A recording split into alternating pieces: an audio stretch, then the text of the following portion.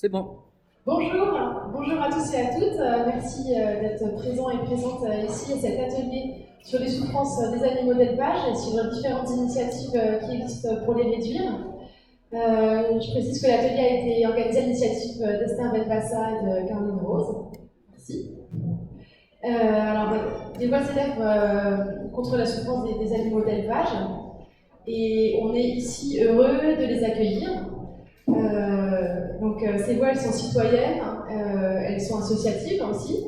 Comme par exemple Brigitte Gauthier. Donc Brigitte, tu es cofondatrice de l'association L214 Éthique et Animaux, tu es aussi sous porte-parole. Il y a aussi des voix qui s'élèvent parmi les éleveurs, donc du terrain, comme toi, Guylain Pajot. Donc tu es éleveur laitier en Loire-Atlantique. Et tu as fondé l'association Alvi, qui est une association qui projette de mettre en place de l'abattage à la ferme. Ok. Et nous avons aussi la chance d'avoir ici des voix de personnes politiques, d'élus, merci de vous saisir de ces sujets. Donc vous agissez au niveau local, national et européen. Donc on a la chance d'avoir ici la présence d'Esther Benbassa, qui est sénatrice Europe Écologie Les Verts de Paris, qui est à l'origine de la proposition de loi pour un élevage éthique, socialement juste et soucieux du bien-être animal, donc elle nous en parlera. Et tu as aussi publié un livre il n'y a pas longtemps sur nous et les animaux. Et ensuite on a Caroline Rose, qui est députée européenne. Tu es députée européenne, tu es membre de la commission d'enquête sur le transport, sur la protection des animaux durant le transport. Et tu es aussi membre de l'intergroupe pour le bien-être des animaux et pour la protection. C'est ça? Je ne me suis pas trompée? Ouais. Ok, très bien.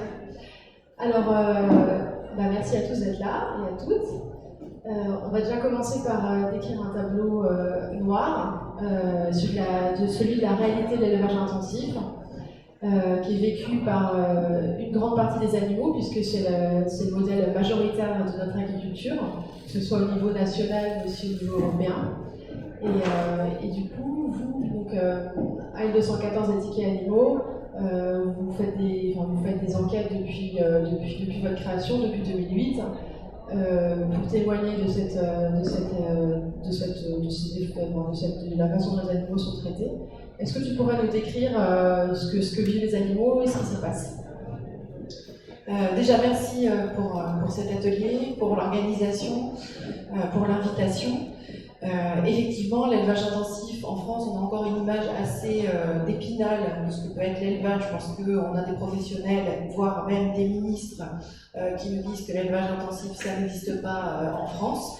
Ça existe malheureusement, et c'est la réalité pour une majorité d'animaux. D'ailleurs, aujourd'hui, on n'a jamais autant élevé d'animaux pour les manger, et on en a autant tué que maintenant, au moment où on en a finalement le moins besoin, voire où on n'en a plus du tout besoin.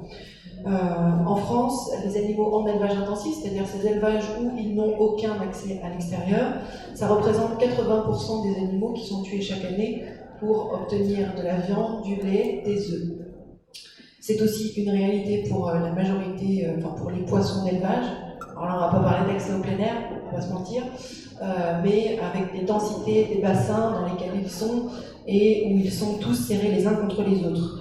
Quelques chiffres, c'est 83% des poulets élevés pour leur chair qui sont dans des élevages sans aucun accès à l'extérieur, 95% des cochons qui sont élevés sur caillebotis. Caillebotis, entendez que vous êtes dans un espace réduit juste au-dessus de vos excréments pendant toute votre vie. 99% des lapins aussi qui sont élevés en cage. C'est une réalité moins forte pour les élevages bovins, mais on voit émerger l'élevage des 1000 vaches, l'élevage des 1000 veaux, encore un projet d'élevage intensif de veaux à Bisonne qui a émergé et pour lesquels en ce moment il y a une lutte qui se monte. Donc voilà, et c'est pas seulement les conditions d'enfermement, d'entassement qui sont là pour les animaux, mais c'est aussi des mutilations par exemple pour les faire coexister ensemble. Donc on va couper des becs, on va couper des griffes, on va couper des queues par exemple pour les cochons. Ça va être de la génétique Il y a beaucoup de zootechnie aujourd'hui dans nos élevages, avec une génétique assez faible finalement des animaux, beaucoup de races d'animaux qui sont utilisées aujourd'hui pour produire de la viande, entre guillemets. C'est des souches génétiques qui sont assez proches, qui ont été développées pour produire le plus possible, le plus rapidement possible. Et donc on a des poulets aujourd'hui qui grossissent 4 fois plus vite qu'en 1950. On a des vaches qui font à peu près entre 40, 50, 60 litres de lait par jour, alors que les besoins d'un veau c'est à peu près 5 litres. Et puis c'est des animaux qui sont produits, qui sont nés, alors que finalement l'industrie n'en a plus besoin. Avec la génétique, on a fabriqué des poulets qui sont élevés pour la chair d'un côté, et puis d'autres qui vont être élevés pour faire des œufs. Dans la filière pour faire des œufs, on n'a pas besoin des mâles, et du coup on va les broyer ou les gazer. Voilà.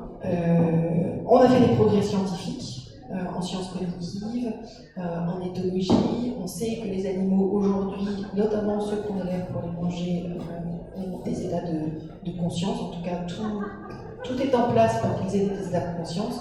Mais bon, de la même façon que moi, je ne peux pas savoir si vous êtes conscient, c'est en fait la même chose pour les animaux. Tout est là. Et pourtant, on n'a absolument pas changé la façon de les élever. Au contraire, c'est encore amplifié de plus en plus gravement pour les animaux, avec des conditions vraiment terribles d'élevage. Le transport, on aura un exemple illustré tout à l'heure. Et l'abattage, en France, on tue 1,1 milliard d'animaux chaque année. Ça représente à peu près 3 millions d'animaux par jour pour les animaux terrestres. Et si on fait une règle de 3, avec l'évaluation qui a été faite concernant les animaux aquatiques, ce serait 15 milliards d'animaux aquatiques qui seraient tués juste pour le marché en France. Comment on tue les animaux aujourd'hui en France pour la majorité d'entre eux?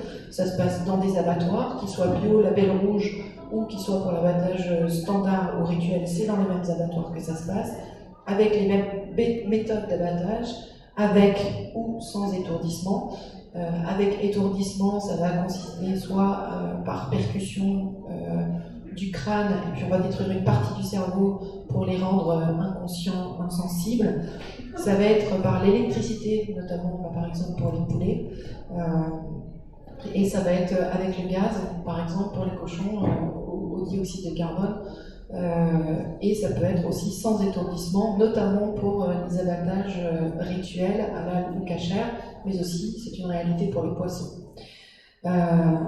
Donc voilà, on est en face de tout ça. Les dernières images qu'on a montrées, c'était dans un élevage de canards reproducteurs, donc les parents des canards qui sont utilisés pour la production de foie gras. Là, on est en plein dans ce modèle intensif, avec des canards qui sont gardés dans des cages, dont on prélève le sperme à la main. Voilà. C'est une personne qui est chargée de prélever le sperme chez ces canards. Le sperme est ensuite inséminé artificiellement à des cannes qui sont dans un autre bâtiment pour donner naissance à des canards qui sont des hybrides stériles, qui n'ont jamais volé, qui ne voleront jamais, qui ne sont surtout pas migrateurs, pour leur faire déclencher la stéatose hépatique. Et là aussi, ça s'est tellement perfectionné qu'ils n'utilisent pas les cannes, les femelles, et elles sont broyées dès la naissance.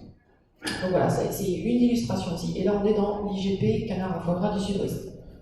Voilà, pour donner une petite idée, parce que souvent on met en avant les labels de qualité et tout ça. Là aussi, ça recouvre aussi des réalités assez folles. En plus de cette urgence éthique à bouger sur cette question-là, à défaut de laisser tranquilles les animaux, au moins avoir une évolution de la réglementation là-dessus, s'ajoutent des conséquences écologiques. Je ne vais pas vous les refaire toutes, il y en a un certain paquet et de façon très urgente maintenant. Des questions sociales, même avec un système qui produit autant de produits d'origine animale qu'aujourd'hui, en tuant un aussi grand nombre d'animaux, en fait, les éleveurs ont du mal à se tirer un revenu. L'endettement moyen des éleveurs, par exemple de cochons, c'est 430 000 €, qui est un endettement moyen. Et puis, on peut parler aussi des conditions de travail dans les abattoirs, avec 4 fois plus de risques d'accident du travail. Il y a des questions de partage des ressources. On est sur un espace limité, planétaire. Si on veut pouvoir nourrir autant d'êtres humains, il faut aussi revenir à une alimentation bien plus végétale. Donc voilà, l'élevage intensif, c'est une réalité aujourd'hui, une réalité pour énormément d'animaux, et il faut absolument qu'on avance sur ce sujet, à défaut de changer nos mentalités et de ne plus les reconnaître, de les reconnaître enfin comme des cohabitants de notre planète et non pas comme des ressources à notre disposition. Merci. Caroline, toi tu t'es rendue à Sète. C'est un port où sont exportés tous les ans des milliers d'animaux vers l'Afrique du Nord et le Moyen-Orient. Est-ce que tu pourrais nous décrire ce que tu as vu? Alors moi, déjà par rapport à ton constat, ce que je voulais dire, c'est que je suis très contente d'avoir des associations comme la tienne qui font ces constats, parce que quand je me suis rendue à Sète, d'ailleurs, tu as aussi soulevé la question des poissons. Ils sont un petit peu les oubliés de la souffrance animale. Souvent, moi je suis dans la commission pêche au Parlement européen, et en aquaculture, justement, on a parlé de cette souffrance animale. Pour en revenir à Sète, donc moi je me suis rendue sur place à Sète pour aller voir, et on m'a refusé l'accès au port.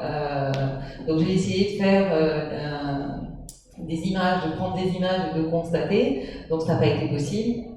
Donc grâce à, je dirais, de la désobéissance civile, parce qu'à un moment donné, il faut en arriver là, je vais retourner sur place pour aller voir ce qui se passe, quitte à désobéir, c'est pas grave, j'emmènerai des gens avec moi, tu seras d'ailleurs la bienvenue si tu veux venir avec moi, pour justement constater toutes ces souffrances animales. Donc souffrance animale et aussi souffrance humaine. Esther, dans la proposition de loi que tu as faite, tu as indiqué la nécessité de prendre en compte l'éthique animale, mais tu as aussi indiqué qu'il fallait que ce soit un modèle socialement juste. Est-ce que tu peux expliquer pourquoi, et en quoi le modèle actuel, pour toi, il n'est pas socialement juste? D'abord, je voudrais remercier.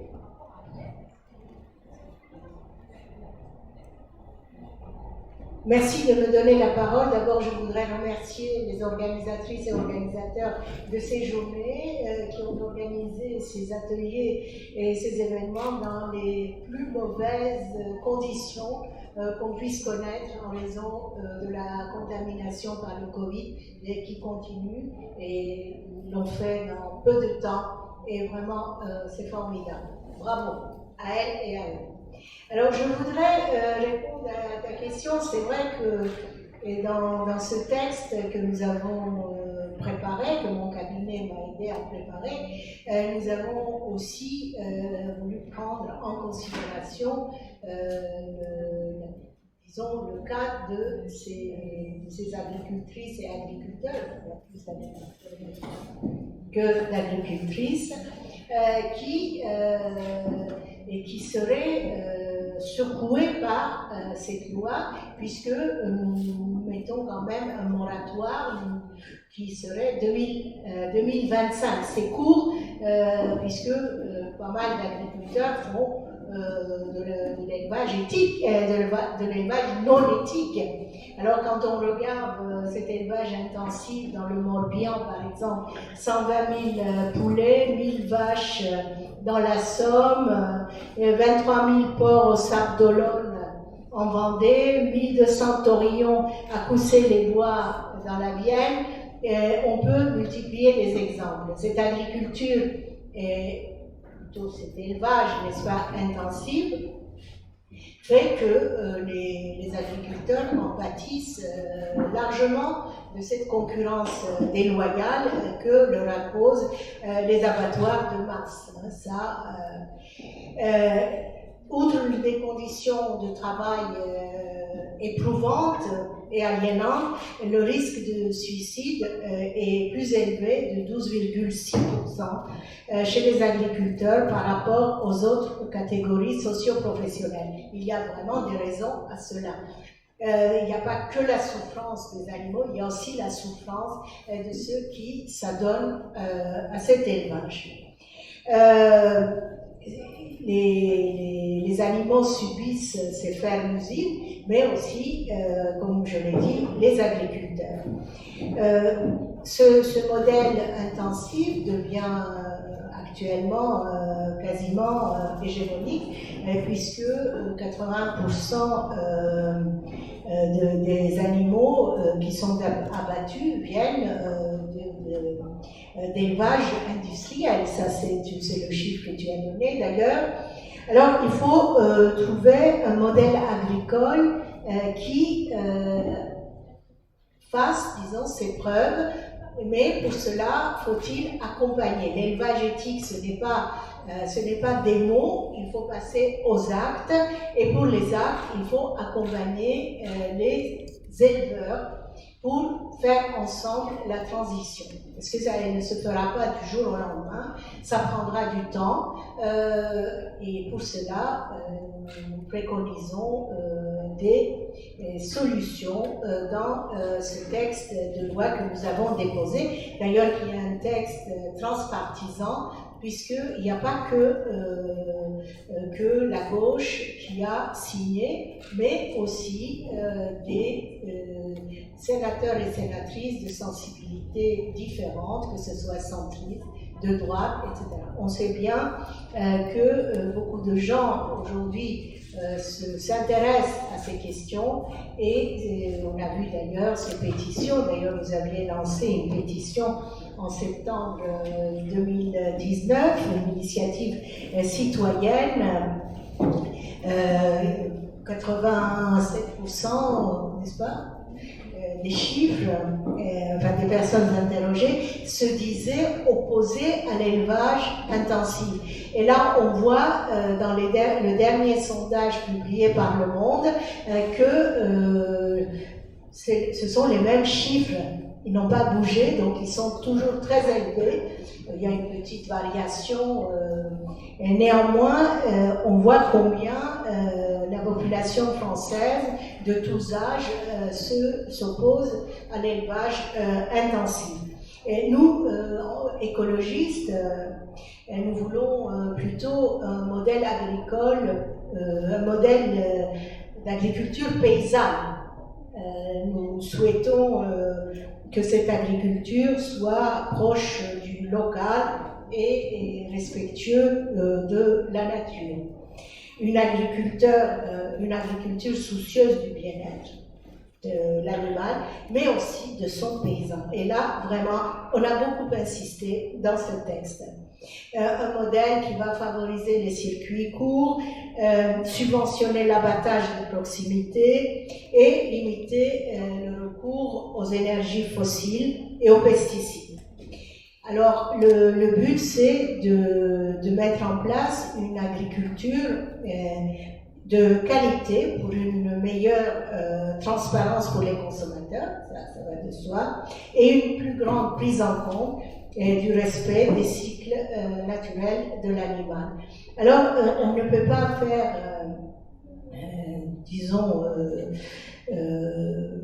travailler séparément des agriculteurs et faire un texte abstrait qui ne correspond pas aux réalités. Alors, nous avons essayé de prendre en considération au maximum cette proximité avec les paysans pour faire ce texte. La Confédération paysanne nous a beaucoup aidés, même si cette confédération a quelques réticences, parce qu'elle croit, elle a raison d'ailleurs, que la transition ne se fera pas rapidement.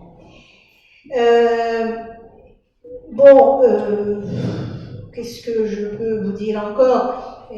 L'urgence éthique, climatique et environnementale, sanitaire et sociale nous impose d'engager une transition agricole et alimentaire, et pour cela nous devons nous orienter vers un élevage éthique qui prenne en considération le bien-être animal, mais aussi le bien-être de l'agriculteur, de l'agricultrice, et parce que c'est dans ce trio que nous arrivons à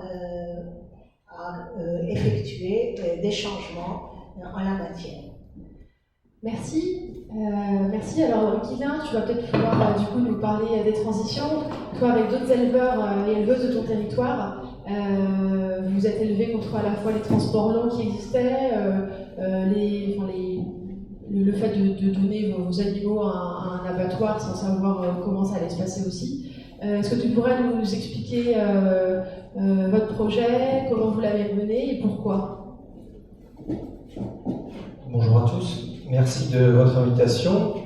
C'est vrai qu'on aurait pu être plus d'éleveurs et éleveuses. Bon, je suis le seul représentant, mais je vais essayer de vous présenter un peu notre approche.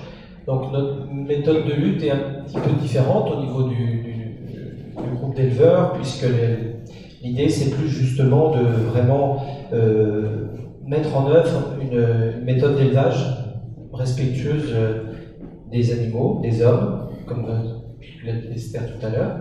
Donc ça c'est vraiment notre cheval de bataille. On veut vraiment que cette relation homme-animal soit la plus intense possible.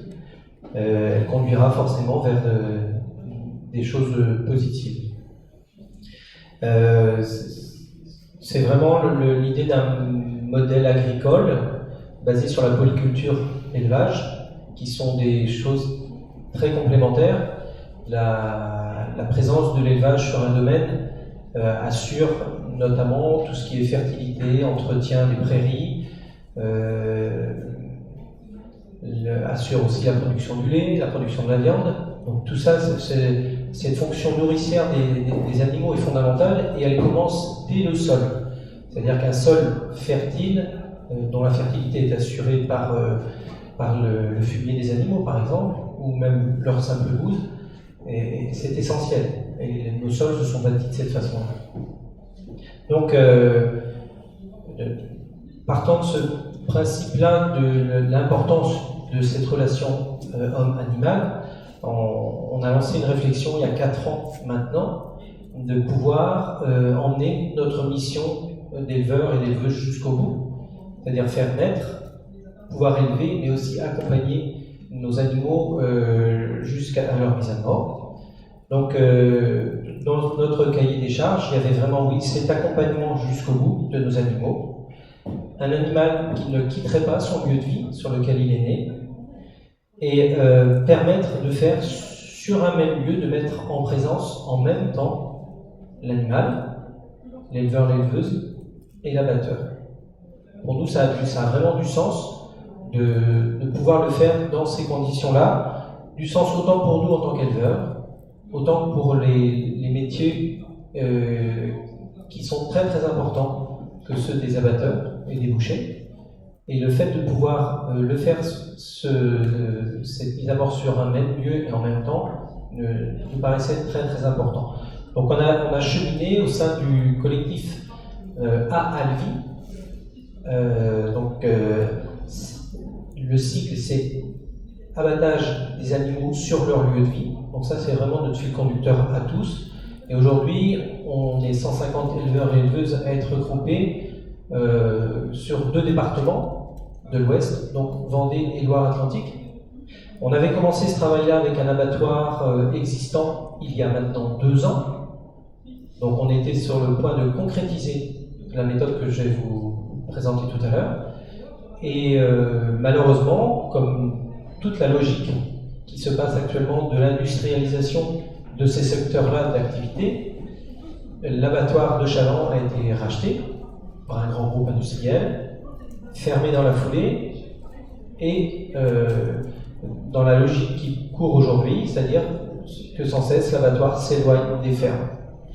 Donc je pense qu'une des priorités, c'est justement aujourd'hui, au niveau des textes, c'est vraiment permettre l'arrêt de la fermeture des abattoirs, pour éviter que sans cesse elles s'éloignent des fermes et rendre encore plus compliquée la transition dont vous parliez, Madame Passard.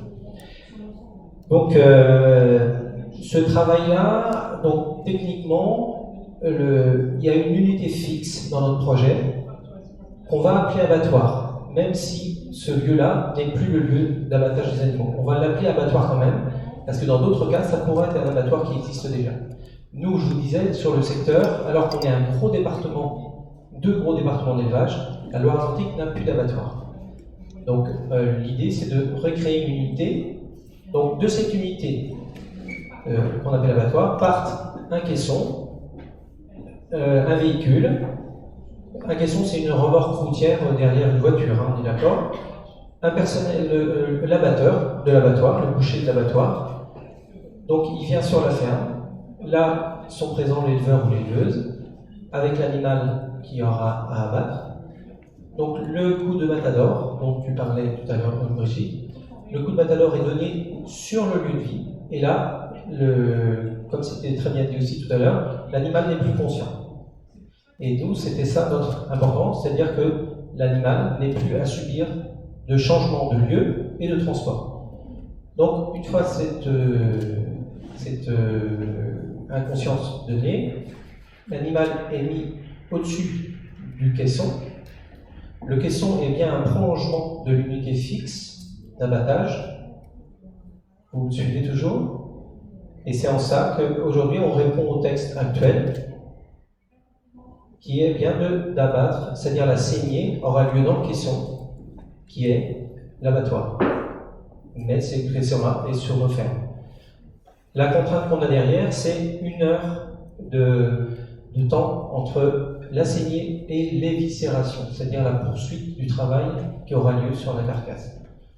Donc ça implique, c'est pour ça que je vous disais tout à l'heure, l'importance de garder le maximum d'abattoirs ouverts, les petits en premier lieu, pour permettre ce genre de transition dans le respect de l'animal et des hommes. Puisqu'il faudra, nous, l'unité fixe pourra travailler à 1 heure de route, sur un rayon d'1 heure de route autour d'elle. Donc le projet a donc eu les accords des autorités sanitaires, puisqu'on correspond au texte et on applique les mêmes plans de maîtrise sanitaire, les mêmes normes HACCP, les contrôles vétérinaires sont faits exactement dans les mêmes conditions aussi. Donc aujourd'hui, on est en train de finaliser un partenariat avec les collectivités locales dans le cadre de leurs plans alimentaires territoriaux. Je sais qu'il y a beaucoup d'élus qui sont là aujourd'hui et qui travaillent sur leurs plans alimentaires territoriaux. Et nous, dès le début, on s'est inscrit dans ce plan alimentaire parce qu'on souhaite que ce travail qu'on mène localement, parce que vous imaginez bien que du coup, les animaux qui seront présents dans cet abattoir, ce futur abattoir, ne seront issus que du territoire. Et bien l'idée, c'est de poursuivre la démarche jusqu'au bout, qui sert à nourrir les gens du territoire. Donc soit en vente directe par les éleveurs-éleveuses, soit au travers des bouchers locaux, soit au travers des restaurants collectifs.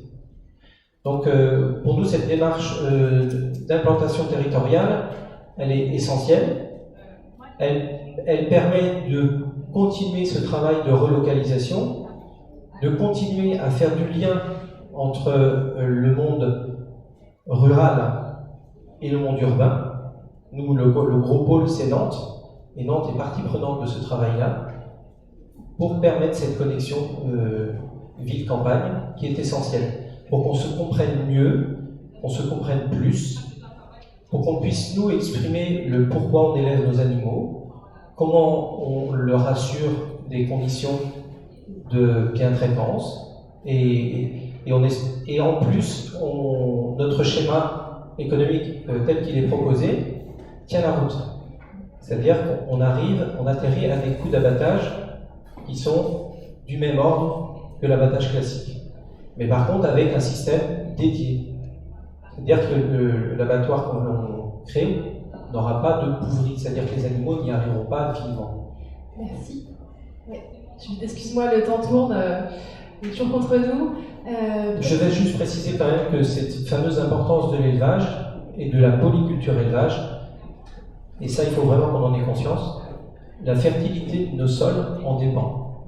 C'est-à-dire que l'idée, c'est vraiment de pouvoir assurer à nos concitoyens une alimentation variée qui soit le miroir de ce qu'un domaine agricole peut produire en assurant la fertilité des sols. Et la fertilité des sols, on est bien d'accord, c'est un potentiel à produire, certes aujourd'hui, mais très longtemps encore demain.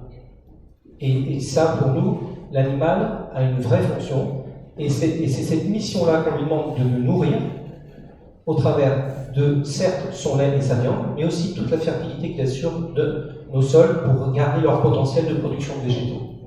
Eh bien, pour ce fait-là, on souhaite emmener le respect jusqu'au bout et pouvoir les accompagner jusqu'à leur dernier moment. Merci. Merci, on va continuer.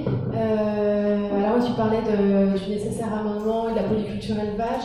Alors, je sais qu'il y a des personnes qui disent qu'on peut utiliser d'autres amendements, enfin voilà. Je pense que dans tous les cas, ce qu'on est certain, c'est que le mode agriculture intensive tel qu'il existe, avec des quantités absolument énormes de produits animaux qu'on mange, que ce soit la viande ou les produits laitiers, ne sont pas du tout favorables à une terre fertile. Et du coup, on doit nécessairement réduire, et ça, c'est quelque chose que je pense qui nous rejoignent tous. Je vais peut-être laisser rapidement Brigitte répondre, du coup, pour savoir ce que tu penses du projet d'abattage de la ferme, même si du coup c'est quelque chose peut-être, je ne sais pas, du coup, j'allais savoir ce que vous en pensiez. Et voilà, très rapide parce que le temps tourne, et ensuite on va passer aux autres alternatives, aux autres initiatives qui existent, qu'elles soient politiques ou citoyennes. Voilà. C'est toujours difficile d'entendre parler de respect des animaux, même si j'entends bien et pour être aussi en contact avec des éleveurs assez nombreux, les grands-parents de Sébastien, qui est aussi cofondateur de l'association, étaient éleveurs laitiers, eux aussi, son grand-père était boucher, maquignon, donc voilà. Et je trouve qu'on se trouve des excuses pour continuer à tuer des animaux finalement. Enfin, voilà. Alors j'entends que c'est moins pire que de transporter les animaux sur des kilomètres et des kilomètres et aller les tuer dans un abattoir où l'éleveur ou l'éleveuse, enfin les gens qu'il a l'habitude de voir ne seront pas là et ne pourront même pas rentrer, puisque certains abattoirs interdisent même l'accès aux salles d'abattage aux éleveurs. Mais voilà, donc dans un monde qui considère qu'on peut manger les animaux, c'est peut-être une des solutions les moins pires pour les animaux, néanmoins pour eux individuellement, ils se laissent la vie quand même. Et puis sur la fertilité des sols, ce sont justement, on dit, voilà, c'est la coopération, c'est l'utilité, c'est la relation de la relation homme-animal, c'est quand même avec les animaux qui sont vivants que ça se fait. C'est pas les animaux morts qui fertilisent le sol, c'est ceux qui sont vivants, et du coup, nous, on a une vision d'un monde où il peut continuer à y avoir, il y a de la coopération entre les êtres humains et les autres animaux, mais on arrête d'alimenter une machine qui fait naître, qui tue, qui fait naître, qui tue, etc. Enfin, voilà, ce cycle infernal. Et sur la fertilité des sols, on peut très bien se passer l'agriculture végétalienne, ça existe en fait, et ça marche plutôt bien. Et je crois qu'il y a un exemple d'ailleurs pas très loin de Nantes, de ce qui me semble. Tu disais que les conditions sanitaires étaient à peu près les mêmes. Moi, j'ai quand même une interrogation sur les services vétérinaires où, dans toutes les enquêtes qu'on a faites sur les conditions d'abattage des animaux, même en ayant des vétérinaires qui sont sur place, il y avait des infractions à la réglementation, et les infractions à la réglementation, c'est des souffrances supplémentaires pour les animaux sur un acte qui est déjà pas banal. Enfin, voilà, même avec le coup de matador, cette balle entre les deux yeux, il y a des ratés, c'est 5 à 15%, il me semble, selon l'INRA.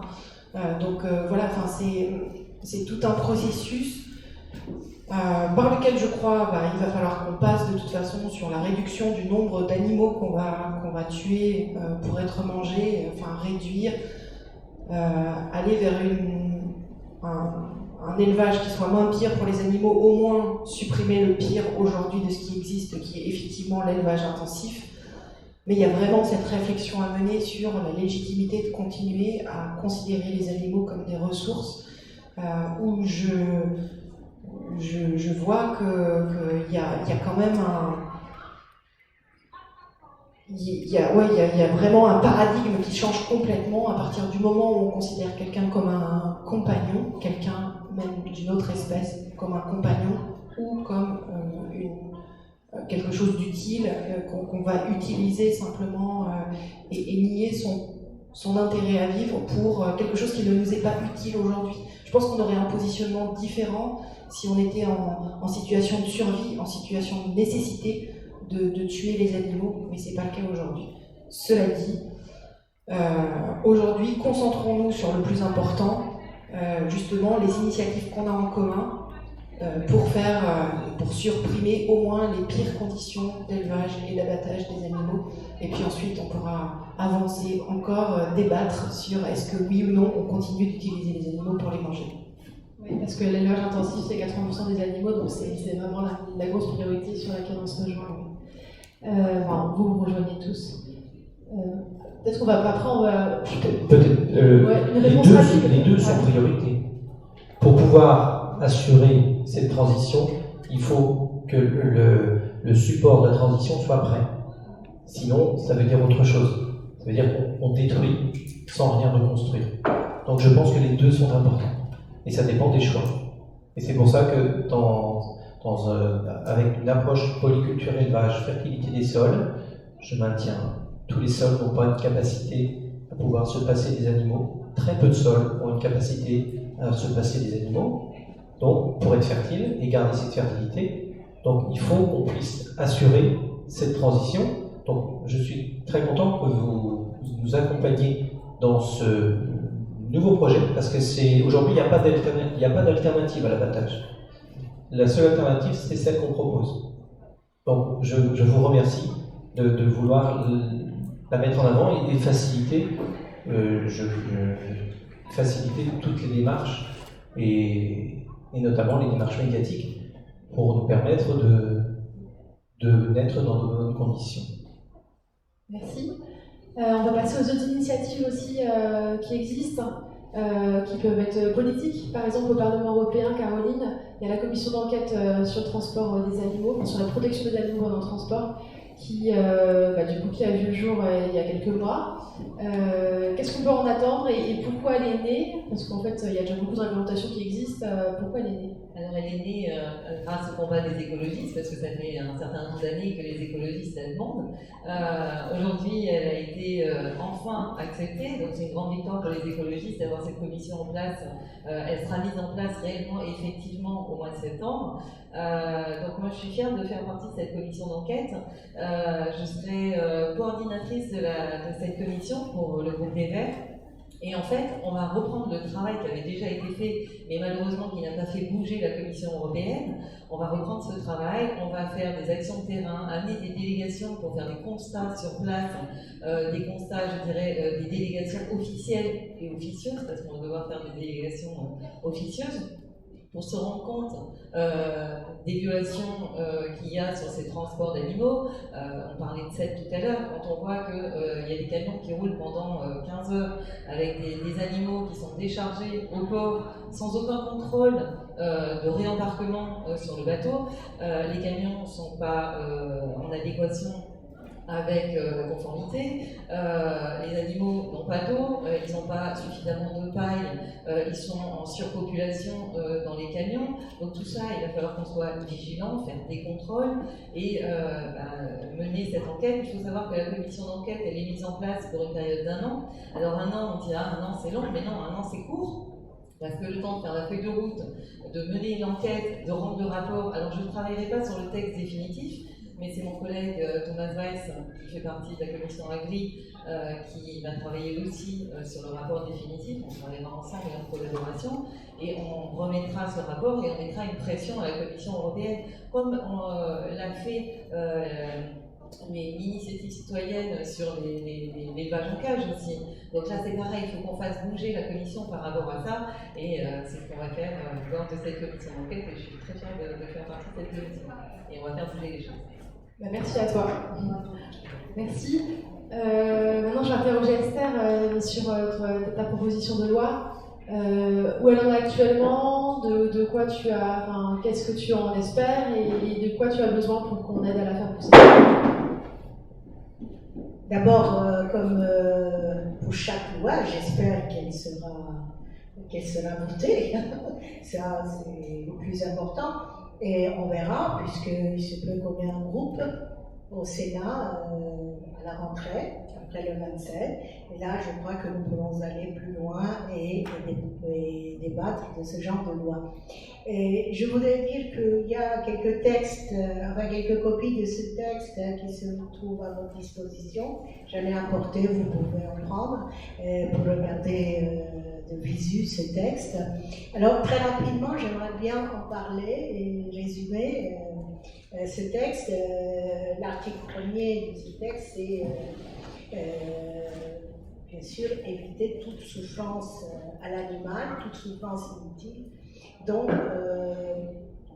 l'étourdissement serait obligatoire, l'étourdissement avant la saignée dans le cadre de l'abattage classique, mais dans le cadre de l'abattage relevant des régimes dérogatoires, que ce soit le kasher ou le halal, il y aurait un étourdissement préalable si cette méthode elle est réversible, ou sinon un étourdissement juste après la saignée, immédiatement après.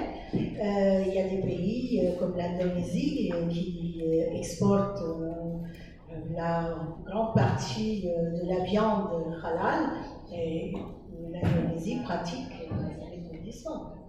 Donc on pourrait adapter aussi les religions à une façon d'abattre les animaux. Bien sûr, on interdit aussi l'abattage d'un animal qui est à plus des 2/3 de gestation. Là, on l'a mis en évidence. Et nous souhaitons à l'article 2 qu'il y ait dans chaque établissement d'abattage un conseil qui serait formé d'un vétérinaire, des représentants d'associations de la protection animale, de consommateurs. Cela permettrait quand même qu'il y ait un certain contrôle de ce qui se fait dans un abattoir. Et ensuite, nous avons aussi prévu ce qu'on fait des parties non consacrées des animaux, que ce soit dans le halal ou le kasher, parce qu'il n'y a pas d'étiquetage spécial, et cette viande est vendue dans les circuits sans que le consommateur sache s'il y a eu étourdissement, etc., etc. Et nous prévoyons également de réduire de 4 à 2 ans l'expérimentation sur les abattoirs mobiles prévue à l'article 73 de la loi Egalim que nous avons votée à l'Assemblée et au Sénat après avoir fait de nombreux amendements. Je reviendrai une seconde sur l'étourdissement. 86% des Français dans le dernier sondage demandent l'étourdissement avant l'abattage. Il faut le signaler. De même, notre article 5, il prévoit le respect de l'annexe du règlement européen du 22 décembre 2004, qui met en place un certain nombre de normes à respecter en matière de transport des animaux. Heureusement que maintenant vous reprenez ça dans une commission d'enquête et vous allez revoir ce qui manquait à ce texte.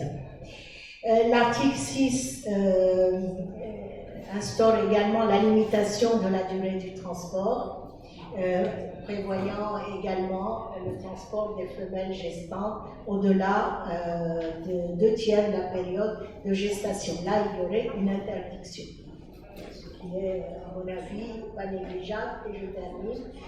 Je ne vais pas vous donner vous indiquer tous les éléments, mais notre article 7 interdit les pratiques cruelles sur les porcs en élevage actuellement, chose courante dans les abattoirs, la codectomie, la castration à vif et l'étourdissement au dioxyde de carbone. Et ensuite, on instaure diverses dispositions pour améliorer le traitement qui est accordé aux volailles. dans les abattoirs en interdisant le broyage des poussins, des canetons, etc. et l'étourdissement surtout par l'électronarcose. Pour l'élevage en cage des lapins, nous avons également vu, sous l'angle, disons, des demandes des agriculteurs, les cages grillagées, qui, vous savez, provoque le stress et l'inconfort. Donc, nous avons prévu la fin de l'élevage en cage des lapins, et on a vu au dernier sondage 82% des Français sont contre l'élevage dans des cages. Alors écoutez, je ne vais pas vous résumer le reste, mais je répète, nous avons prévu un moratoire sur l'élevage intensif pour le 31 décembre 2025.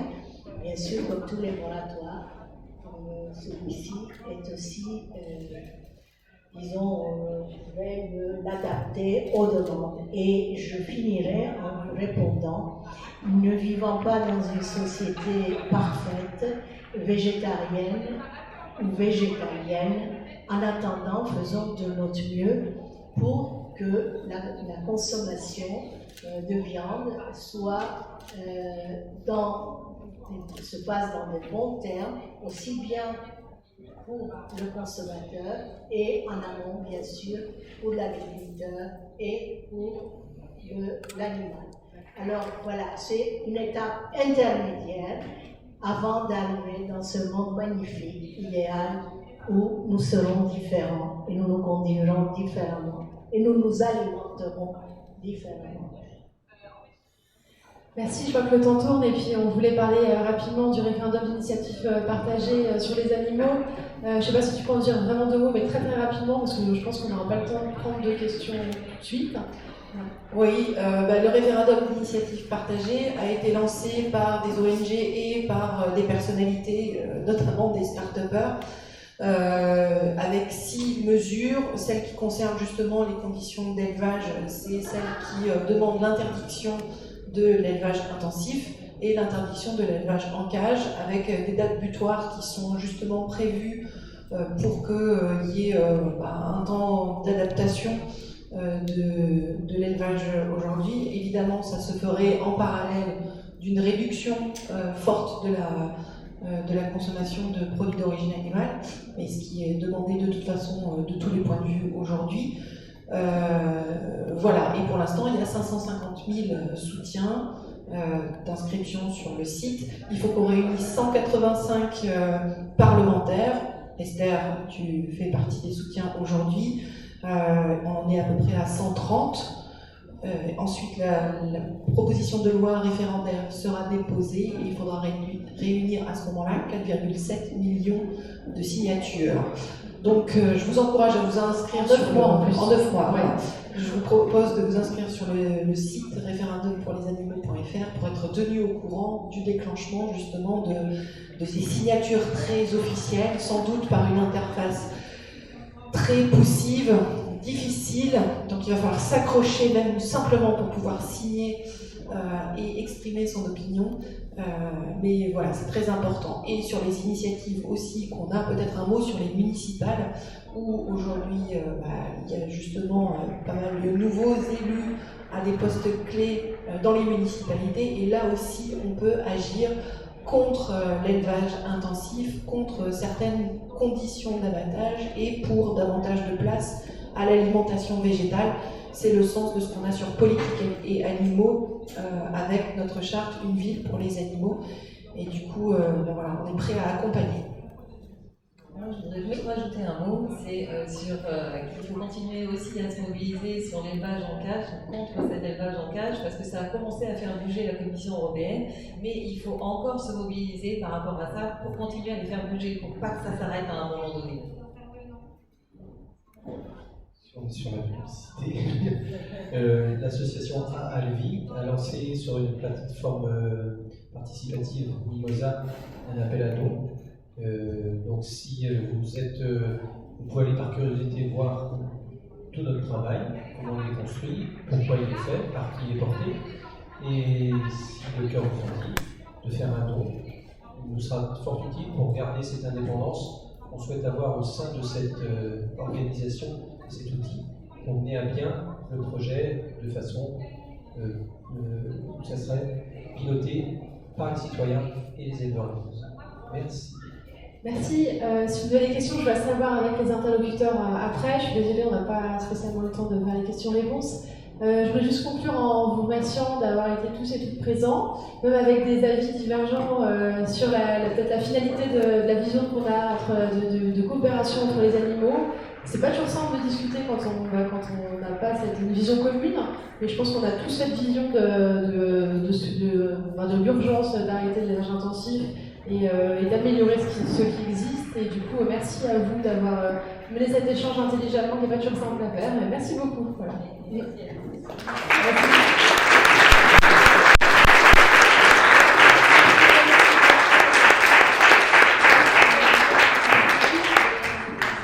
Et à la signature de son livre tout de suite? Ah non, de ton livre demain. Non, c'est ça?